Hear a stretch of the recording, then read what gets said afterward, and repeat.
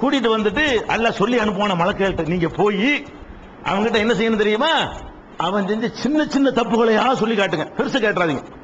பெருசு சின்னதுமா சேர்ந்து நம்ம செஞ்சிருப்போம்ல, கூடுங்க நிப்பாட்டி வச்சுக்கிட்டு பெருசு ஒன்னையும் கேள்வி கேட்காதீங்க. ரொம்ப சின்னது இருக்கும்ல, அவன் காதை நோண்டுனியா, இப்படி பண்ணியா, குசும்பு பண்ணியா, ஒரு ஆளை சிரிச்சியா, இப்படிங்கிற மாதிரி விஷயம். இதெல்லாம் சின்ன விஷயங்கள். ஒரு ஆளை பத்தி நக்கல் பண்றது, கிண்டல் பண்றது, இது மாதிரியான ஒரு சின்ன சின்ன விஷயங்களா எடுத்துக்கிறோம். இவன் திருநது, மற்றபடி சினிமாவுக்கு போனது, விசாரம் பண்ணது நிறைய பண்ணிருப்பான். அதை கண்டுக்கிறாம அல்லாஹ் என்ன செய்வானா, கூப்பிட்டு வச்சுக்கிட்டு மலக்குகளை விட்டு சின்ன சின்னதா சொல்லி, இத்தனை இவன் காதை நோண்டுனியா, ஆமா.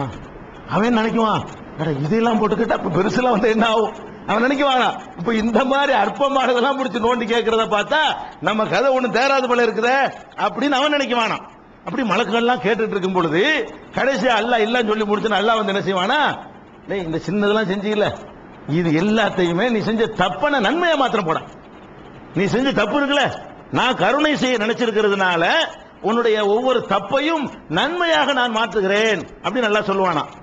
இவன் சும்மா இருக்க வேண்டியான, அப்ப இவன் சொல்லுவானா, நான் பெரிய பெரிய பயங்கரமான விஷயம்லாம் பண்ணிருக்கேன், அதற்கெல்லாம் காணாம இப்ப இவனா வாலண்டியரா அல்லாஹ் வந்து அவன் சின்ன சின்னதான் கேட்டுவிட்டு பெருசை விடுறான். இவன் என்ன செய்வானா, வழுக்கட்டாயமா தானா முன் வந்து, அல்லாஹ் இது என்ன சும்மா நோண்டுனதையும் இதையும் கேட்கறிய, நான் வேற என்னென்னலாம் பண்ணிருக்கேன் தெரியுமா, அதெல்லாம் இங்க பட்டியலில் காணலையே அப்படின்ற உடனே அல்லாஹ் அது சொல்றான். அல்லாஹ் ரசூல் ஸல்லல்லாஹு அலைஹி வஸல்லம் சொல்றாங்க, இப்படி கேட்பான்னு சொல்லிவிட்டு கடவாய்ப்பற்கள் தெரியும் அளவுக்கு ரசூல் ஸல்லல்லாஹு அலைஹி வஸல்லம் சிரிக்கிறாங்க.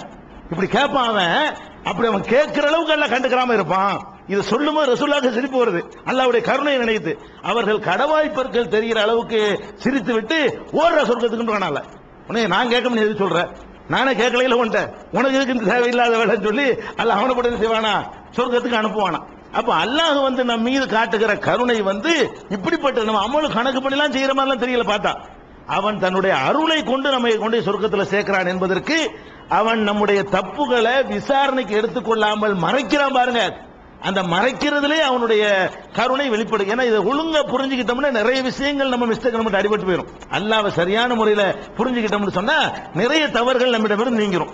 அதே மாதிரி வந்து அல்லாஹ்வுடைய அந்த மறக்கும் தன்மைக்கு, மன்னிக்கிற தன்மைக்கு, கருணைக்கு, இப்ப நம்ம எத்தனை விஷயங்கள் மனசுல போட்டு பிளான் பண்ணுவோம், அவனை கொல்லணும், இவனை இதோட தொலைச்சி மொழிவிடணும், இவனை காலி பண்ணி கொண்டு, இவனை ஒழிச்சு கெடுத்தா மறுவேளை, இப்படிங்கிற மாதிரி எல்லாம் ஒரு நபரை பற்றி அதை பத்தி நம்ம பல மாதிரியான சிந்தனைகள் நமக்கு வரும். இப்படி எல்லா மனுஷனும் இதுக்கு அப்பாற்பட்டவன் கிடையாது. யாரும் இதுல இருந்து நான் அப்பாற்பட்டவன் அப்படின்லாம் பெருமை அடித்துக் கொள்ள முடியாது. அப்ப ஒவ்வொரு மனிதனும் தன்னுடைய மனதுக்குள்ள பலவிதமான கெட்ட எண்ணங்களை கொள்கிறான். தப்பான எண்ணங்கள், தப்பான காரியம் செய்யணும், தப்பான செயல் செய்யணும் என்றெல்லாம் எண்ணம் கொள்கிறான். அல்லாஹ் என்ன செய்யறான் தெரியுமா, இந்த எண்ணம் கொள்வது உலகத்தில் யாருக்கும் தெரியாது, அவனுக்கு தான் தெரியும். நான் நினைக்கிறேன் எனக்கு தெரியும், படைச்ச இறைவனுக்கு தெரியும். உலகத்தில் யாருக்குமே தெரியாது. நானா வெளிப்படுத்தி இந்த மாதிரி அவனை காலி பண்ணலாம் நினைச்சிருக்கிறேன் அப்படின்னு உங்கள்கிட்ட சொன்னா அதனால வேண்டாம் உங்களுக்கு தெரியும். ஆனால் உண்மையில் நான் நினைச்சிருக்கிறது யாருக்கு தெரியும்னா எனக்கு தெரியும், படைச்ச இறைவனுக்கு தெரியும். இப்ப இறைவனுக்கு தெரிஞ்சிருக்கிற காரணத்தினால அவன் முடிச்சு நம்மளை மிதிக்கலாம்ல. யாருக்கும் தெரியாது, எனக்கு தெரியும்டா, நீ நினைச்சே இல்லையா, ஏன்டா நினைச்ச அப்படின்னு நம்மளை கேட்கறதுக்கு அவனுக்கு ரைட் இருக்குது. வேற ஒருத்தன் கேட்கல அவனுக்கு முடியும். ஏன்னா அவன் இங்க வரைக்கும் பார்த்துட்டு இருக்கிறதுனால, நம்ம இதயத்தில் நினைக்கிறது வரைக்கும் அவன் பார்த்துக்கிட்டு இருக்க காரணத்தினால நம்மை அவனால் விசாரிக்க முடியும், விசாரிக்க அதிகாரம் இருக்குது. அல்லாஹ் என்ன செய்யறான்னு கேட்டா, ரசூல் ஸல்லல்லாஹு அலைஹி வஸல்லம் சொல்றாங்க, என்னுடைய உம்மத்துகள், என்னுடைய சமுதாயத்தவர்கள் மனதிலே ஒன்றை நினைத்தார்களேயானால், திட்டமிட்டார்களேயானால், அதை வெளிப்படையாக யாரிடமாவது சொல்லாத வரை அல்லது அந்த திட்டத்தை செயல் வடிவமாக்காத வரை அதுக்கு கொஸ்டின் கிடையாது. தெரியும், ஆனா கொஸ்டின் கிடையாது. அல்லாஹ்வுக்கு தெரியும், கொஸ்டின் பண்ணலாம், பண்ணுனா உன்னால மறுமொழி சொல்ல இயலாது. ஆமா நினைச்சேன்னா ஒத்து ஆகணும். ஏன்னா படைச்ச இறைவன் கேட்கும்போது உன்னால மறுக்க இயலாது. அப்ப அதையும் எழுதி வச்சிருப்பாங்க. அதுக்குன்னு உள்ள வானவர்கள் இத்தனாம் தேதி இப்படி நினைச்சான்லாம் இருக்கு ரெக்கார்ட்ல. அப்ப ரெக்கார்டு பூர்வமா நிரூபிக்க இயலும் பொழுது கூட அல்லாஹ் என்ன பண்றான்னு கேட்டா, நினைச்சது விட்டு சொல்லு, நினைச்சு உனக்குள்ள இப்படி அமைக்கிறான். நினைச்சீங்களா, யார்ட்டும் சொல்லல இல்ல, நினைச்சது செய்யல இல்ல, விடு, முடிஞ்சு வச்சுக்காத. இந்த சினிமாவுக்கு போன நினைச்ச, காலையில் இருந்துச்சு முத வேலையா சினிமாவுக்கு போயிடணும், நினைச்சிட்டு என்ன பண்ணல, அப்படியே அதையே நினைச்சுக்கிட்டே இருந்துட்டு அதை செய்யாம விட்டுட்ட, நடைமுறைப்படுத்தல. இது கொஸ்டின் கிடையாது. நீ அல்லாஹ்வுக்கு பயந்து விட்டான்னு இல்ல, ஏதோ ஒரு சந்தர்ப்ப சூழ்நிலை நீ செய்யாம விட்டுட்ட, அது கூட கொஸ்டின் கிடையாது. ஏதோ ஒரு சந்தர்ப்ப சூழ்நிலையினால நினைச்சதை நீ செய்யவில்லை, செஞ்சா மட்டும் தான் கேட்பேன். வெளிப்படையா நீ செய்யல என்று சொன்னா நீ நினைச்சதுக்காக என்னிடத்துல எந்த ஒரு கேள்வியும் கிடையாது. அப்ப நம்ம எப்படி நம்ம அல்லாஹ் நம்ம மீது மறுமை பேரை தருகிறான் என்று சொன்னால் கருணையில தான் தர்றான். இதுக்கெல்லாம் பிடிச்சா என்ன கதியா வருது? நினைச்சதுக்கெல்லாம் பிடிச்சா ஒண்ணு தேர்வோமா? நம்ம நினைச்சது நம்ம என்ன நினைக்கிறோன்றதுக்கெல்லாம் பிடிச்சோம்னு சொன்னா நம்முடைய எண்ணங்கள்ல எவ்வளவு ஒழுங்கா இருக்குது? பாதி ஒழுங்கா தேராது, பாதி கெட்ட எண்ணம் தான். செயல்கள் வேணா ஒரு 75 நல்லது செய்யணும் மனுஷன்ல இருக்கலாம். எண்ணங்களை பொறுத்து எடுத்து பாத்தீங்கன்னு சொன்னா 50% மேல 75% மேல கெட்ட எண்ணங்கள் தான் ஜாஸ்தியா நம்ம இடத்துல இருக்குது. இதுக்கெல்லாம் கொஸ்டின் கிடையாது. இப்படி ஒரு கருணை காட்டுபவனாக அல்லாஹ் இருக்கிறான். இது ஒரு அவனுடைய தனிச்சிறப்பாக நீங்கள் பார்த்துக்கிறணும். அதே மாதிரி ரசூல் ஸல்லல்லாஹு அலைஹி சொல்றாங்க, ஒரு மனிதன் வந்து நோயாளி ஆயிட்டான். நோயாளி ஆகிறதுக்கு முன்னாடி நல்ல ஆரோக்கியமா இருக்கிறான். ஆரோக்கியமா இருந்த காலத்தில் அவன் நபிலான சுன்னத்தான விரும்பத்தக்க எத்தனை காரியங்களை எல்லாம் செய்கிறான். நோயாளியான காரணத்தினால் அதை செய்யல, கடமையை மட்டும் செய்யறான். இப்ப அல்லாஹ் என்ன பண்ணுவானா, போட்டு தள்ள, அவன் 3 மாசம் நோயா கிடந்தானா 3 மாசம் எல்லாம் செஞ்சான்னு எழுதுறான்ல. நம்ம 3 மாசம் ஒண்ணுமே செய்யல. நோயாளியா இருந்த நேரத்தில் கடமையை மட்டும் செஞ்சுட்டோம்.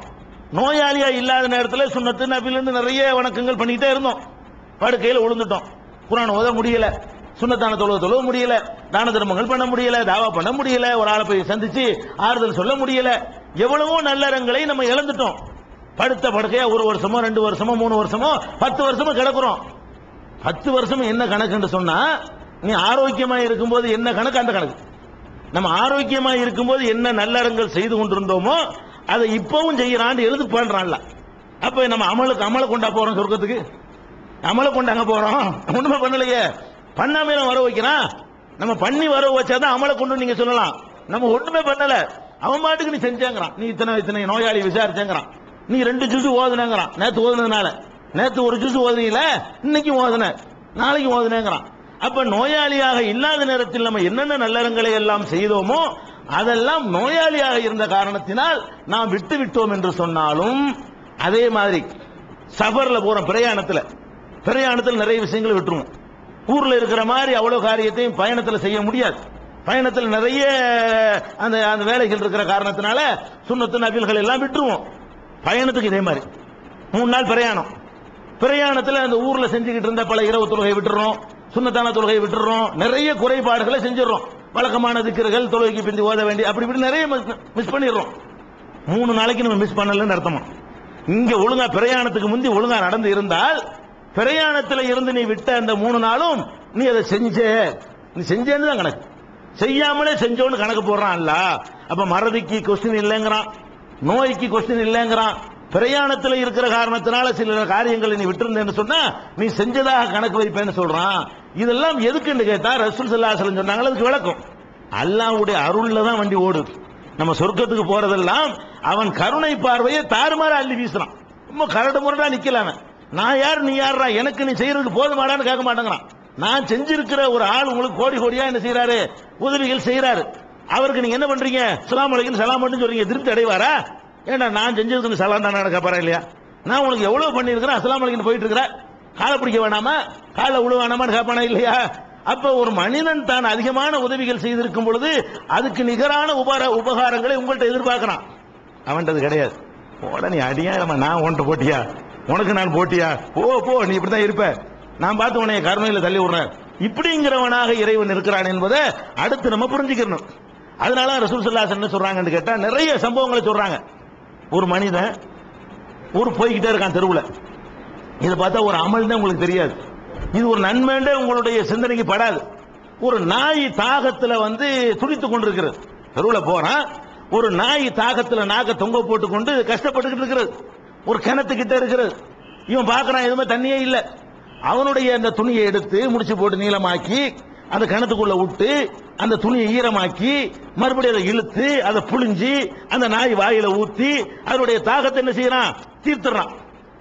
இதை பார்த்து அல்லாஹ்வுக்கு சந்தோஷம் தாங்க முடியலையா, புடிச்சு போறான் அவன சொர்க்கத்துல. இது ஒண்ணு போல நடக்குங்கிறான்ல. அல்லாஹ் என்ன பண்ணுவானா, ஒரு நாயுடைய தாகத்தை தீர்ப்பதற்காக தன்னுடைய வேலை வெட்டி எல்லாம் விட்டுட்டு அதுக்குன்னு ஒருத்தன் மெனக்கட்டான் பாரு, கருணை காட்டின பாரு, இந்த ஒண்ணுக்காக வேண்டி அவனை சொர்க்கத்துல தள்ளுங்கள் என்று அல்லாஹ் சொல்லுவான். சில ஆளுக்கு சொர்க்கத்துக்கு போறதுக்கெல்லாம் நம்மள நினைச்சு கூட பார்த்திருக்க மாட்டோம். இவன் எப்படி இங்க வந்திருப்பான், இவன் எப்படி நம்ம பள்ளிவாசல கதிட்டு இருந்தோம், இவன்லாம் சொர்க்கத்தில் நிக்கிறான், நம்ம சொர்க்கத்துல நம்மள அல்லாஹ் அனுப்புனான்னு சொன்னா நம்ம பார்த்து ஆச்சரியப்படுவோம். எதுக்கு வந்திருப்பான், ஒரு நாயினால வந்திருப்பான், ஒரு பூனையினால வந்திருப்பான். இப்ப சொர்க்கத்துக்கு வருவதற்குரிய காரணங்களை எல்லாம் ரொம்ப ரொம்ப அற்பமாவெல்லாம் ஆக்கி வச்சிருக்கான். ஒருவன் சொர்க்கத்துக்கு போவதற்கு என்ன